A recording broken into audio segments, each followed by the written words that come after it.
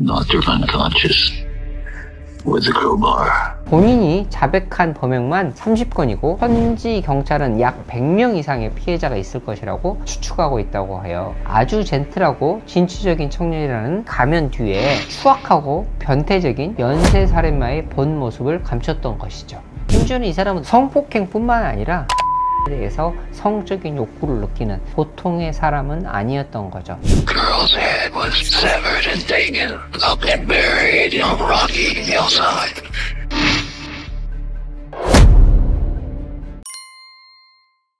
안녕하세요. 쿠쿠닥사의 양용준입니다. 원장님, 오늘 어떤 이야기 들려주실 거죠? 오늘은 두 얼굴의 악마, 이렇게 알려진 테드 번디에 대해서 말씀드리고자 하는데요. 이 사람은 정말 기괴하고도 깜짝 놀랄 만큼 수법도 굉장히 지능적이고 보이는 것도 좀 달라서 이 인물에 대해서 파헤쳐 보고자 합니다. 때는 1974년 7월 14일에 미국 워싱턴주의 사마미시 호수공원에 여름 휴가를 즐기는 피서객들로 가득 차 있었어요. 그런데 휴양지에서 의문의 실종 사건이 발생하게 됩니다. 또 2명이나 나타났고요. 경찰이 수색에 나섰지만 실종자들은 어디에서도 찾을 수가 없었어요. 실종자 이름은 제니스 오트랑 데니스 네슬런드. 그리고 2달 뒤에 아주 깊은 산속에서 아주 심각한 훼손된 유골로 발견됐습니다. 사건 당일 범인은 흰색 폭스바겐 비트를 타고 공원에 와서 범행 대상을 물색하기 시작합니다. 범인은 한쪽 팔에 깁스를 한 채로 여러 여성에게 말을 걸었는데요. 이 보트 내리는 걸 좀 도와주실 수 있나요? 제 차가 저쪽 주차장에 있어서요. 자신을 테드라고 소개한 이 남성은 몇 번의 시도 만에 이번 사건의 첫 번째 피해자인 제니스를 차로 유인하게 됩니다. 제니스는 깁스를 하고 있던 팔을 보고 별다른 의심을 하지 않고 아주 흔쾌히 부탁을 들어준 것인데요. 그렇게 제니스를 납치한 범인은 유유히 공원을 빠져나갔습니다. 그런데 잠시 후 범인의 차가 다시 공원으로 돌아왔는데요.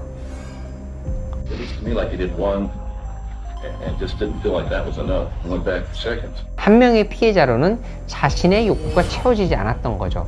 그래서 두 번째 희생자인 데니스 네슬런드까지 깊은 숲속으로 데려간 범인은 두 여성을 모두 성폭행을 한 후에 무참히 살해했습니다.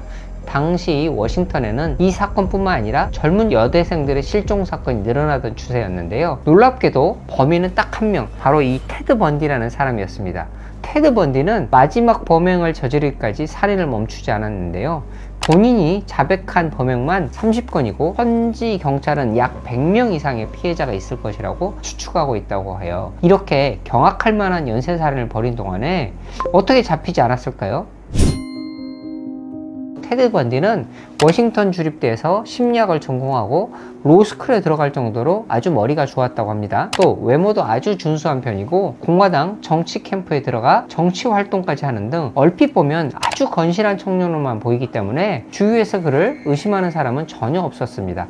또한 수사선상에 오르더라도 이런 자신의 이미지와 주위의 평판을 이용해서 아주 교묘하게 빠져나갔던 거죠. 더욱 황당했던 것은 이 테드 번디가 살인을 저지르는 와중에도 정치 캠프 활동 이력을 바탕으로 시애틀의 범죄예방위원회 부국장 자리에도 올랐다는 건데요. 심지어는 그때 성폭행 범죄 예방법을 제안하기도 했습니다. 그래서 테드 번디를 두 얼굴의 악마라고 표현한 것입니다. 아주 젠틀하고 진취적인 청년이라는 가면 뒤에 추악하고 변태적인 연쇄살인마의 본 모습을 감췄던 것이죠.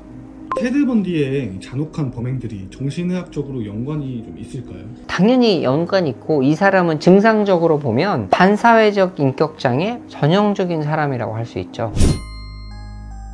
사이코패스로 많이 불리는데, 사이코패스는 정신의학에서 정식적인 진단명은 아니긴 합니다. 범죄 심리학에서 많이 쓰이고 있는데 의학적으로는 반사회적 인격장애라고 불리고 있습니다. 반사회적 인격장애는 사회에 반하는, 사람으로서 가질 수 있는 양심이 없는 다른 사람을 해하고 사회의 규범을 어기고 남을 기만하고 그러면서 공격성을 보이는 이런 분들을 반사회적 인격장애 범주에 속한다고 할 수 있겠습니다.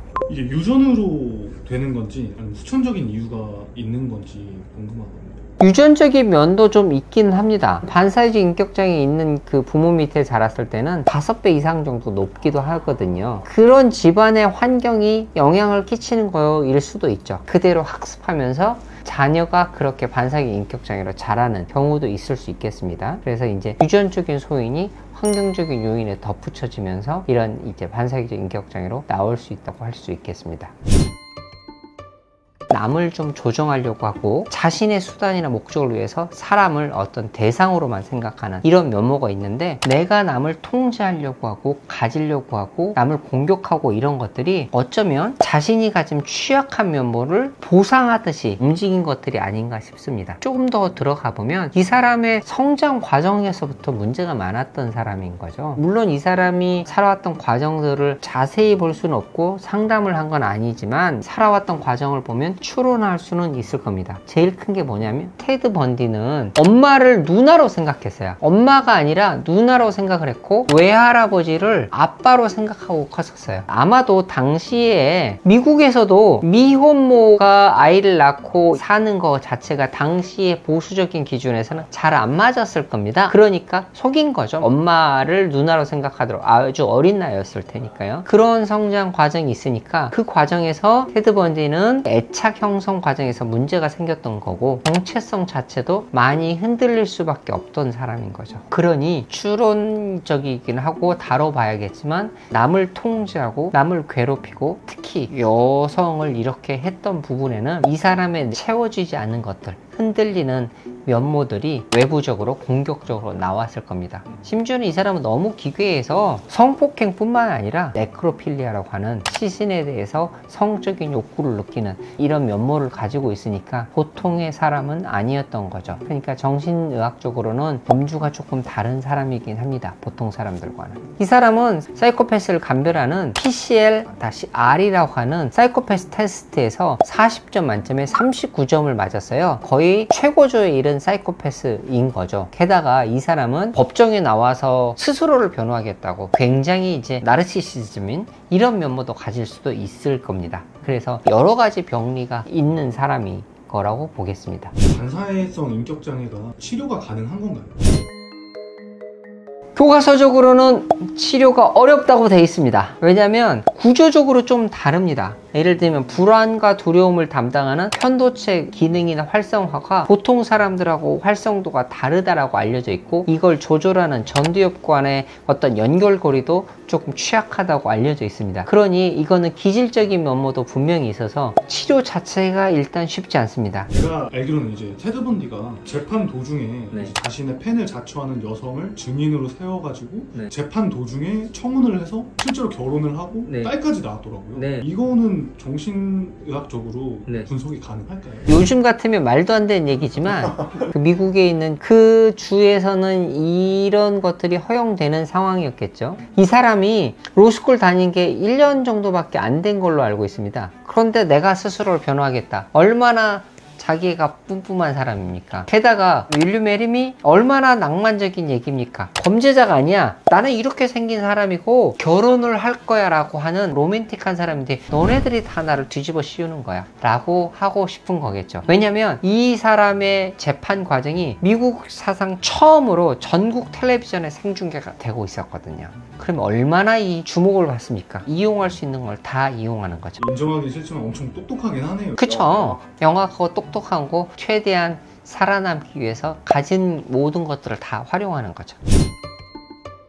테드 번디는 사형이 선고가 된 뒤에도 정말로 구차하게 사형 집행을 미루기 위해서 지금까지 알려지지도 않는 자신의 범행을 자백하기도 했거든요. 그래도 영원히 집행을 연기할 수는 없겠죠. 테드 번디는 89년 1월 24일 플로리다주에 위치한 레온 교도소에서 전기의자로 사형이 집행됐는데요. 교도소 밖에는 그의 사형 집행을 기다리는 수많은 사람들이 몰려 있었습니다. 피해자 유족, 인권 시위대, 언론인들, 분노에 찬 시민들, 수많은 사람들이 결과를 기다렸고, 집행 직후에는 번디가 죽었다며 환호하고 기뻐했죠. 자신을 뭐라도 된 듯이 우쭐해하던 미치광이 살인마의 비참한 최후라고 할 수 있겠습니다.